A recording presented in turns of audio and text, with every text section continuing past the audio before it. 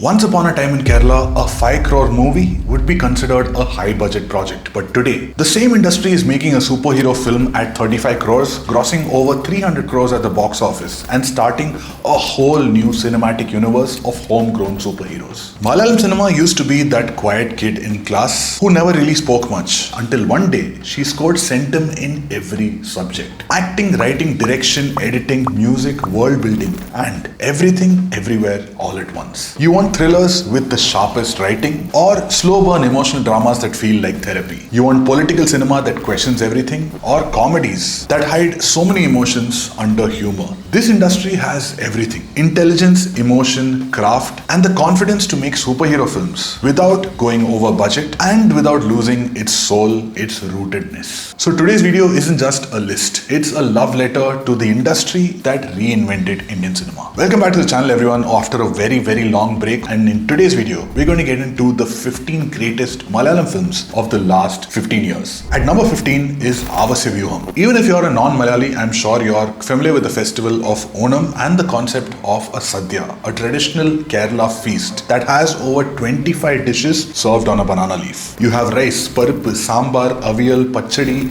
so many dishes going on. And to that, if you add pizza, sushi, tacos, and tiramisu, obviously it's not going to work, right? But sometimes, somehow, it just works. This filmmaker called Krishant took science fiction, romance, creature feature, dark comedy, mockumentary, Kafka, Nolan, all of these elements that should not go together, and mixed it all up. The result was this strange mix that's easily one of the most unique Indian films I've ever seen. Even if I wanted to, I can't explain what the plot of this film is. So if you want to watch something that's nothing like you've ever seen, go and watch this film and thank me later. At number 14 is Traffic. If you watch this movie today, you'll feel like it's a good thriller with a really interesting plot, and maybe that's it. But some films are not about the what, it's about the when. Let's go back to the 80s and early 1990s, the golden era of Malayalam cinema. Great directors collaborating with great writers, superstars and character actors giving unforgettable back-to-back performances, and all of them together making some iconic films. But between 1995 to 2010, in these 15 years, the Malayalam industry got a little ambitious, almost greedy, trying to replicate what is working in the Tamil and Telugu.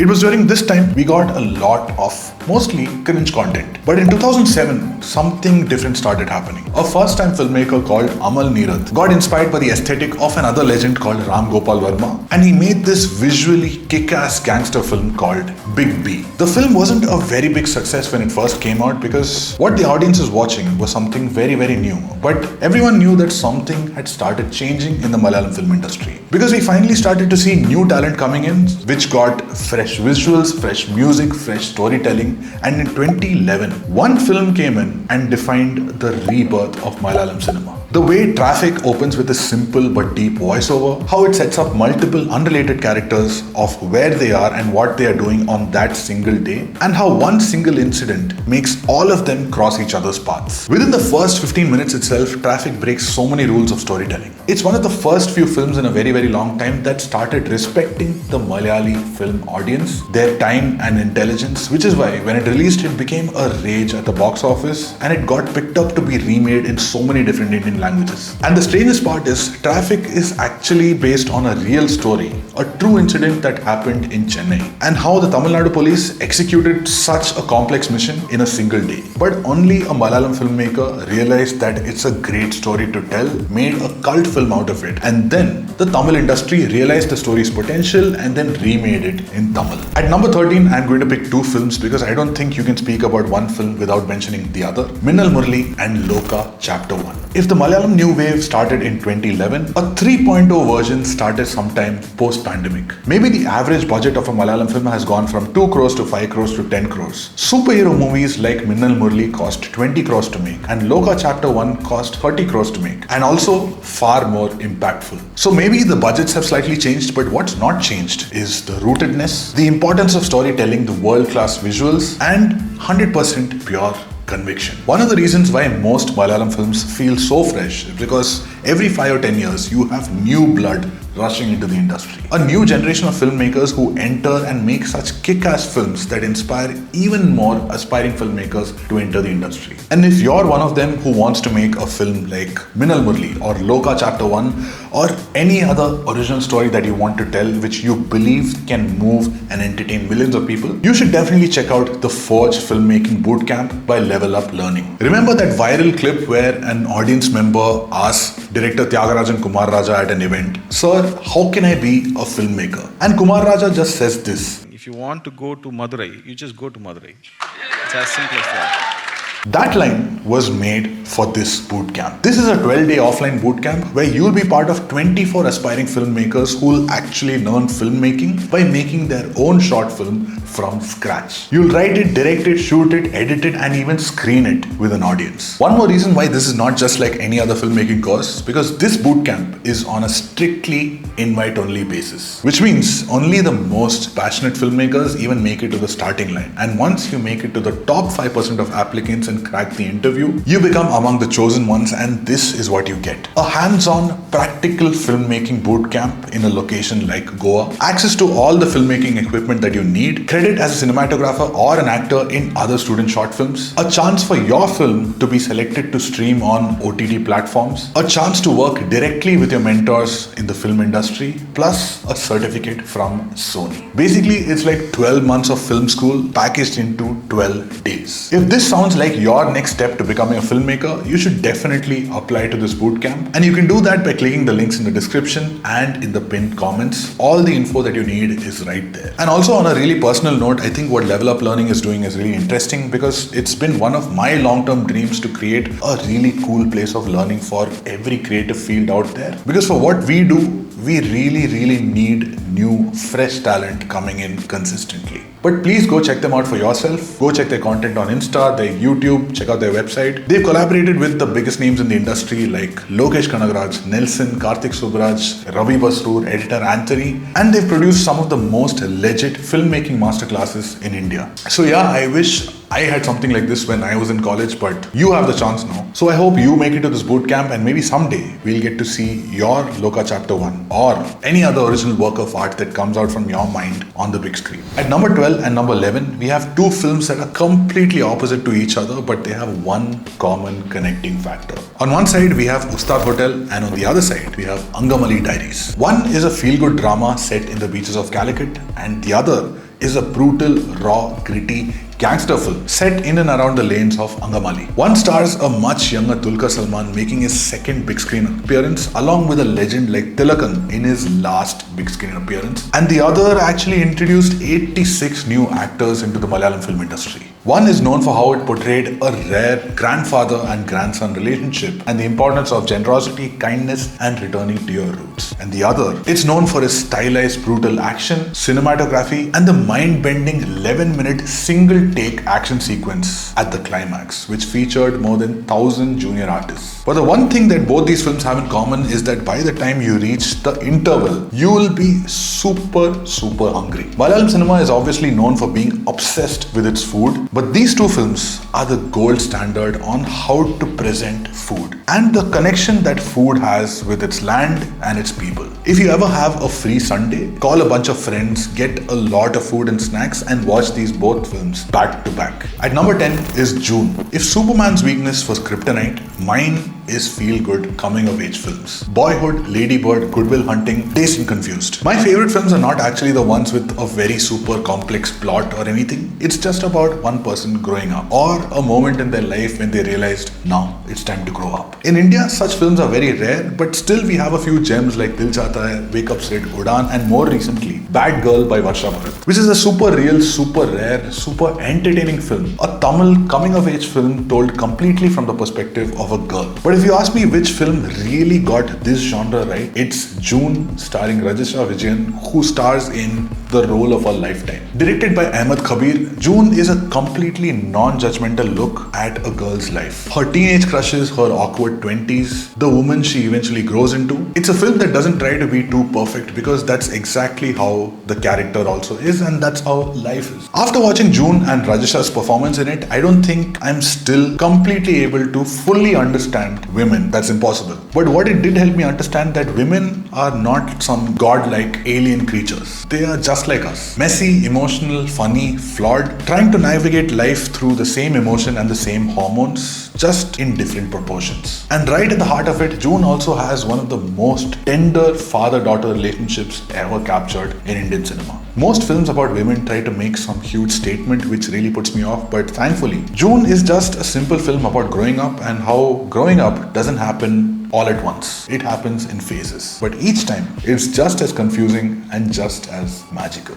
At number 9 and number 8, we have Munnariyappu and Drishyam. One is a Mammootty film and the other obviously is a Mohanlal film. They are completely different in tone, texture and box office success. But both reminded the world why these two legends are not just stars, but two of the finest actors that India has ever produced. In the 80s and 90s, Mammootty and Mohanlal defined Malayalam cinema. They gave us everything. Iconic comedies, hard-hitting dramas, thrillers, massive blockbusters. But somewhere along the way, just like the Malayalam industry itself, they got trapped between 1995 and 2010, chasing the formula of mass commercial cinema that never really lived up to their true talent and potential. When the new wave began in Malayalam cinema and you had new talents coming in, someone had to remind everyone who the big daddies really are and bring them back. In 2013, Drishyam proved that a mass movie could be intelligent, emotional, and that a great story will always pull crowds into the theatres. Because of its universal theme, it became a pan-Indian franchise, and they're shooting the third part right now. But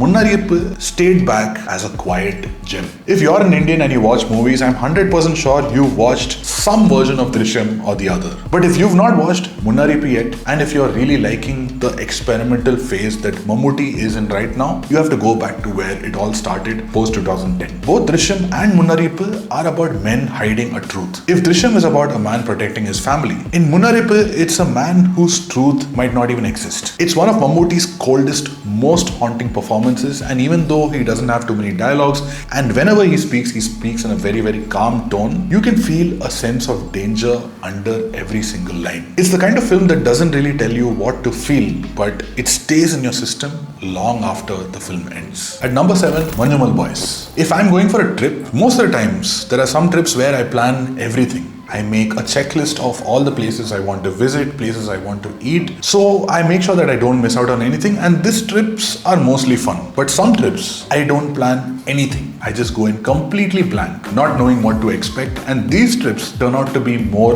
unforgettable than any other trips. Manjumal Boys was the second kind of trip. I didn't watch the trailer, I didn't know anything about the plot of the film. I just went in completely blind into the darkness of the movie theater on the first day, first show. And when that moment happens in the cave, that was the starting point of one of my most unforgettable theatre experiences. Beyond being one of the ultimate friendship and survival thrillers ever made, Manjumal Boys is a symbol of Malayalam cinema's peak strength. To use limited resources to tell a limitless story. I think it was Karan Johar who said that the entire budget of Manjumal Boys is close to how much a Bollywood film spends on just hair and makeup. By chance, if anyone from the Manjumal Boys team is watching this, if you ever plan to release a documentary on the making of the film, shut up and take my money. At number 6 is Maheshinte Prathigaram and Thondi Mudalum Drishyam. If today any film is announced, any Malayalam film is announced, and it has Fahad Fasil in it, 90% chances it's going to be a good film. Avesham, Kumbalangi Nights, Joji, all of these are incredible Fafa performances, but for this list, I have to go back to my soft corner for these two incredible films that most non-Malayalis may not have watched. Just listen to the one line of both these films. Maheshinte Prathigaram is about this photographer Mahesh who gets into this fight unintentionally and gets beaten up. After that embarrassment, he makes a promise that until he gets his revenge, he is never going to wear slippers. Thondi Mudalum Drishyam is about a thief who steals a gold chain from a newly married couple on a bus and he swallows it to avoid getting caught. The rest of the film is about this couple and the cops waiting for this guy and his digestive system to do the work. Now, how the do you make entire films around these plot lines? You do it with national award-winning screenplays and a national award-winning actor like Fahad Fasil. With these two movies, the Malayalam film industry once again proves that you don't need some larger-than-life story to make a movie. Literally anything can be a movie, even if it's about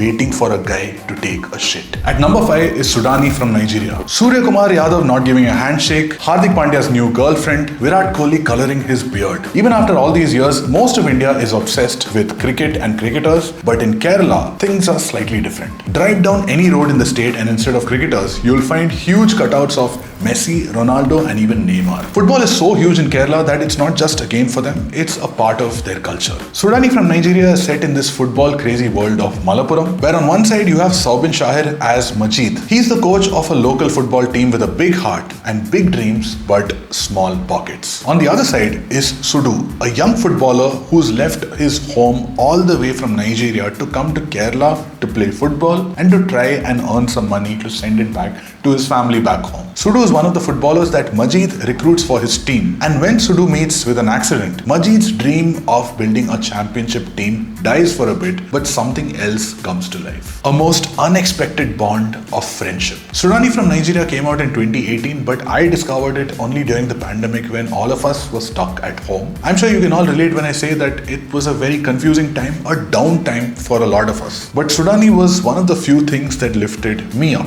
personally. There's this one scene in the film that involves water. It's one of the most moving scenes I've ever seen in an Indian film, which talks about humanity, kindness, compassion, geopolitics, everything in just one simple scene. And the entire film is just back-to-back scenes like this. At number 4, Great Indian Kitchen. We live in a society that's built on inequality, which means one man's comfort is another man's struggle. The Great Indian Kitchen is this emotion into 1,000. Director Geo Baby took the kitchen and domestic life, something that happens around us every single day, and he made something so radical that it pissed off thousands of men across our country, which is also the biggest success of the film. What makes it even more haunting is that there's no melodrama, there's no extra background music that's screaming for your attention. Just the sounds of daily life in a kitchen. Chopping, washing, cooking, played on loop until it breaks you. You've probably heard this quote, art should comfort the disturbed and disturb the comforted. Great Indian Kitchen is probably Indian cinema's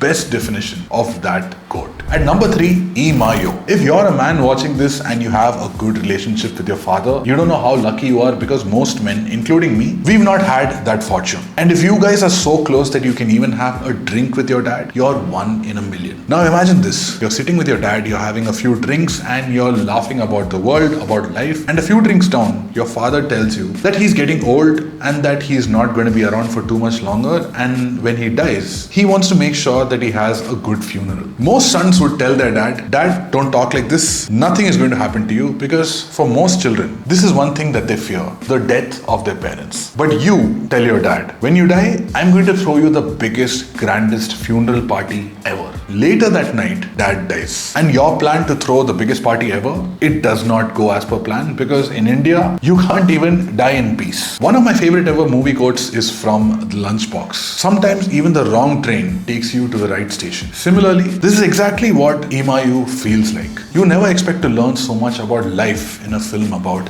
death. 15 years, 10 films. Every Lijo Jose Pellicerri film is unique in style and substance. Like every other Lijo creation, Ee.Ma.Yau is also an experience. So make sure that when you're watching this, you watch it on a decent sound system, because the experience, the sound design is so immersive. But unlike most other Lijo films that just blow your mind, this one goes straight for your heart. If you ever watched a really good foreign film and you thought, why can't India make such films? This is exactly the answer to that question. World-class cinema with a universal soul, but shot on our own soil. At number 2, Mukundan Unni Associates. One of the greatest films of all time, even though I still can't understand it, is 2001 A Space Odyssey, directed by Stanley Kubrick. And in its opening sequence, you have a prehistoric era, a wide landscape. And in the middle of that, you have a group of apes suddenly getting scared because in front of them, there is a huge black structure that came out of nowhere. They have no idea who put it there, what they're supposed to do with it, which is exactly what Mukundan Unni Associates feels like to Malayalam cinema. It's like nothing we've ever seen before. The most incredible casting for the most evil character you've ever seen. An evil character who is so scary because of how unpredictable he is in one moment and how relatable he is in another moment, which makes you think to yourself, could I also be a psychopath? Possibly the best use of voiceover in Indian cinema, with the most inventive editing, cuts, animation, and use of aspect ratios. This film is something so unexpected you don't know whether to laugh admire it or be terrified. Abhinav Sundar Nayak is actually an alien who made this out-of-the-world film right in his first attempt, and I can't really wait to see what he does with Naslin in Mollywood Times. And if I made this list using just my head, Mukundan Unni Associates would be number one on the list, but for this time, I'm going with my heart. So the number one film, the number one Malayalam film in the last 15 years, in my opinion, is Prema. I know a lot of you immediately are going heart relate or you're saying cringe, which is okay because I don't care. Prema is not just my favorite Malayalam film, it's my all-time favorite film in the world. If you ask me why, let me try to explain it for the 143rd time. The date today is 21st October 2025, and as of today, on one side, ChatGPT has introduced its app called Sora, which is like TikTok full of AI videos. You can create an infinite amount of AI generated nonsense with you as the main character doing things that you can or cannot even imagine. But on the other side, there's this account on Twitter or X called @HikingShorty, who tweets pretty much the same thing every day. Today I walked 13 miles and I had pizza for dinner. Today I walked 6 miles and I had fish and chips for dinner. Every day she goes on a walk, takes a few photos of the walk and what she had for dinner, and that's it. Her simple tweets make thousands of people happy every day and inspire them to go on walks, to share what they had for dinner, their simple moments from everyday life. And according to me, no matter how far technology moves forward, no matter what kind of worlds we create with AI, absolutely nothing can compare to tweets like Hiking Shorty. The raw human element of simple everyday moments. And this is what Prema feels like to me. It's not about Sai Pallavi or Nivin Pauly or Alphonse Putran reaching the absolute peak which not even himself, not even anyone else can touch. It's not about the music or the cinematography. It's about the small moments of life in between all the large moments of life that we forget to look at. And that's why Prema is not just my number one favorite Malayalam film, but my favorite film of all time. I'm sure I've missed a lot of other films that could not make it to this list. Share your favorite Malayalam films from the last 15 years in the comments. I'm sure every list is going to be completely different, but I hope you like this video. I hope it becomes a starter pack if you want to watch Malayalam films in general. But for now, thank you so much for watching, and I'll see you in the next video.